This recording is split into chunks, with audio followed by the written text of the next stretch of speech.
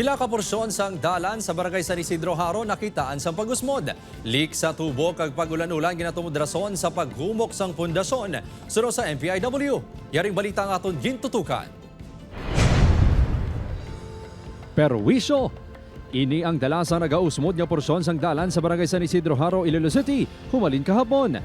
Sunod sa pila ka jeepney drivers, delikado ni katama ilabi na kun gabi. Hindi mo madiparaan yung delikado eh. Ang gudlayang single mo motor, ang delikado. Oo, okay ba si Mano, sir? Matumbo lang kung pwede mabaliskat. Lubak-lubak mo. Tadlungon nila dapat yun. Iniman ang reklamo sa mga residente kag tricycle drivers sunod sa punong barangay. Ang mga porsyon nga nagluhob ang kabahin sa nakaparayon nga pipe laying project sang Metro Pacific Iloilo Water. Gilayon ini nga ginpalabot sa punong barangay sa kompanya kahapon. They have to restore it 100%. Okay. Kaya kung ada mong commercial area, there is a possibility, kaya diri nga sa CPU is a heavy traffic always. May possibility na the heavy equipment trucks maagi dira. So kung magluhob na daya, di naman agyapon sila. Gina-restore na sang MPIW ang ginaleklamo nga dalan. Apang liwat nga may nakita niya pagluhob sa pagid kadalan malapit sa St. Joseph the Worker Parish.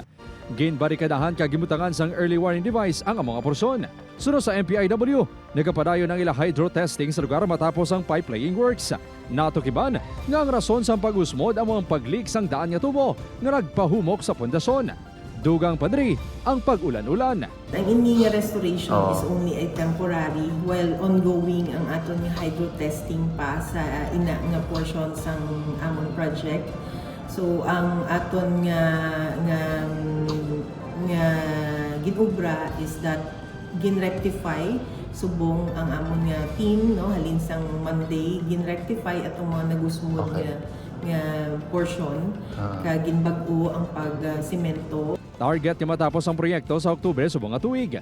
10 to 15 million liters per day ang ginalantang nga ma-recover nga non-revenue water kung usik na tubig kung matapos na ang proyekto. Kim Salinas, 1 Western Visayas.